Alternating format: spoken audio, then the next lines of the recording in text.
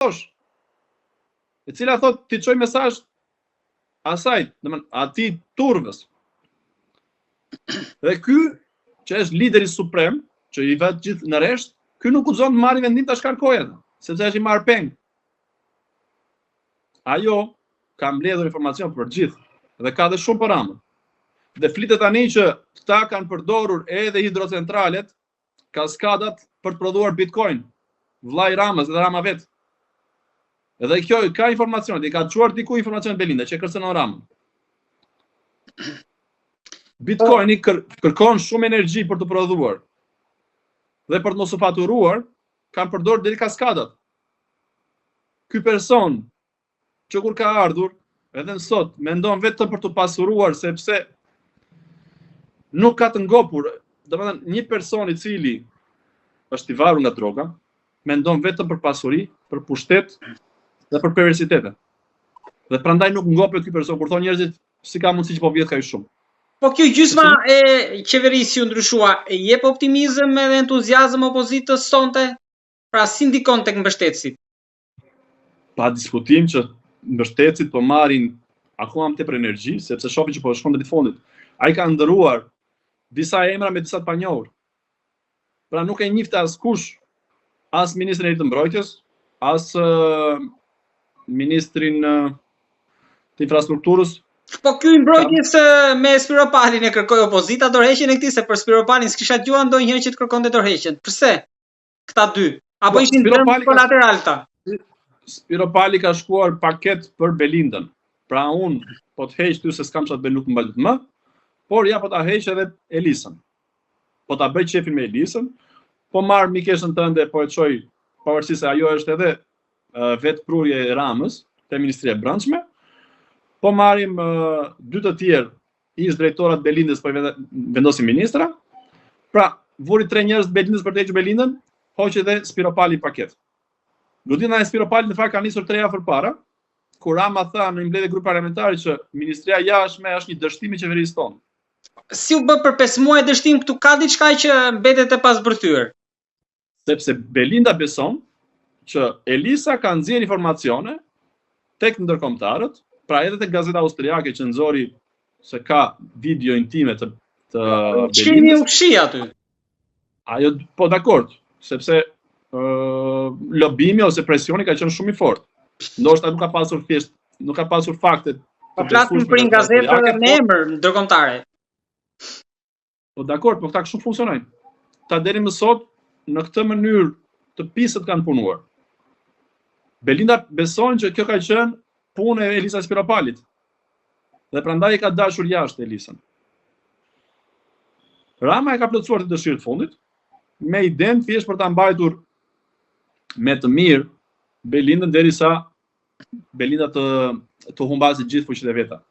Në momentin që ti fiton kohë, edhe personi që po goditet, fillon e mësot me goditjen dhe e pranon dhe humbin ose pranon dështimin. Zoja Spiropali vinte edhe nga një tur jo pak i thjesht, pra goxha, ishin në Greqi, ishin në Turqi, takimi me Erdoganin, pastaj e mbyti në Kosovë, pra kishte vizita jo pak të rëndësishme.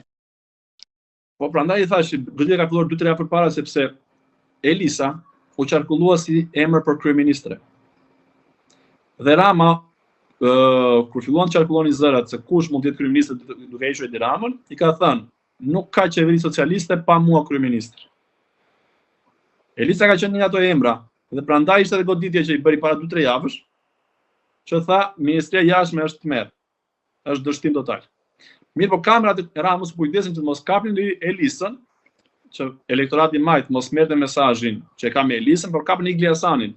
Ndërkohë që Igli Hasani kishte qenë ministër, por kishte ikur 2-3 muaj përpara. Pra, aty lufta e brendshme vazhdon fuqishëm. Sot Elisa është surprizuese dhe reagimi i saj, pavarësisht se nuk është shumë i fortë. Kishte cakunj aty. Pikërisht, kishte cakunj.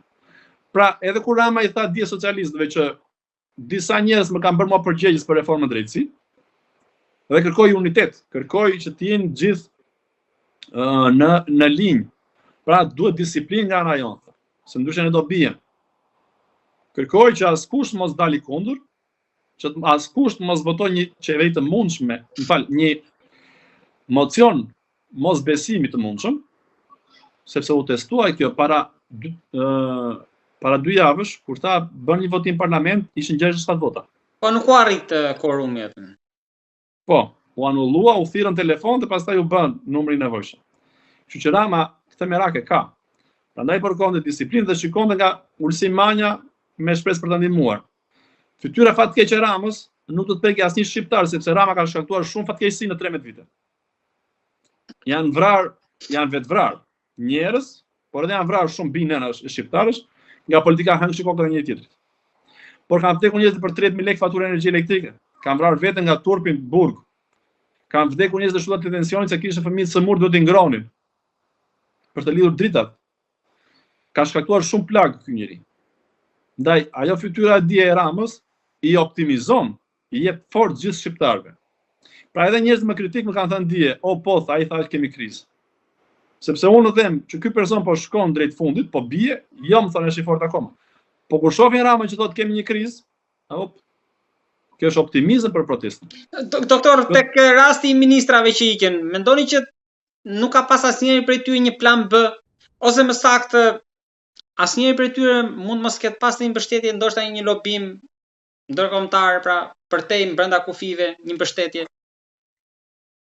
Nuk di të them për të, mbështetje ka pasur vetëm Albin Ahmetaj, që jo, flas nga këta të fundit, nga kjo treshja. Të kuptoj, nuk di të flastem. Di të them që kjo e Pirovangut ka ardhur si pasojë e faktit që Pirovangu mund të arrestohet nga momenti dhe Rama nuk ka dashur ta ketë në post ministror. Dhe këto lëvizjet e beftat të Ramës, që në drek thotë që nuk do të shkarkoj, edhe në dak ka ndryshim qeverie, tregon edhe pasigurinë e Ramës, edhe çakordimin e Ramës. Nuk di të them që ose këta kanë pasur, do duket në vazhdim, por i vetmi person i fortë tu ka rezultuar Belinda Balluku, që po i mban të gjithë në tutel ose në presion, duke i thënë që ju marr me vete dhe Elisën e mori. Sepse deklarata e Elisës sot ishte një deklaratë lamtumire pushteti, qoftë për Elisën, qoftë për Partinë Socialiste. Unë kështu e lexova për veten. Ndoshta për ndër postat më të larta që mund të ketë marrë një person, se ka qenë kryetare e kuvendi, ministre e jashtme. Po dakord, por ajo mendon që do vazhdoj karrierën. Mesazhi i saj ky ishte që unë do të vazhdoj karrierën, por që përse do shkon drejt rrezimit.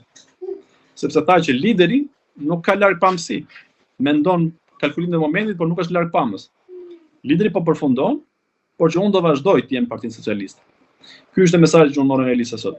Për sa i përket tjerëve, nuk shoh ndonjëherë për zgjuarësi që të them a kanë këta një plan B apo jo.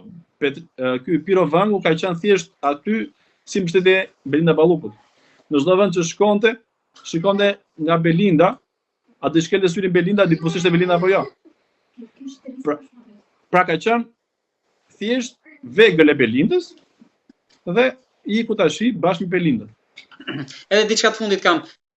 Tek protestat e fundit kemi parë një njëjtin skenar që në fund fare, mas fjalës kryetarit të Partisë Demokratike, Zotit Berisha, flasin me njëherë fishek zjarret drejt kryeministrisë. Për ju, duhet ndryshuar kjo? Qoftë edhe kjo. Shiko, diversitet duhet të ketë. Dakor, diversitet duhet të ketë. Është thënë të herë do të ketë diçka më ndryshe, do të shohim se çfarë do të ndodhë. Por gjithsesi, ajo që mua më bën optimist, edhe ajo që unë shoh pozitive aty është që njerëzit kanë nerv për të protestuar dhe duan të qëndrojnë në shesh. Nuk duan të largohen nga shesh. Janë me mira njerëz, por mos thënë që të gjithë protestuesit që nuk duan të largohen nga shesh, duan vetëm të protestojnë. Duan vetëm të qëndrojnë aty dhe të përballen me policinë. Kështu që nesër, edhe nëse qëndrohet vetëm te kryeministria, dhe është më intensive si protest, efekti do të jetë shumë i fuqishëm. Doktor, unë të falenderoj shumë për bisedën. Faleminderit juve.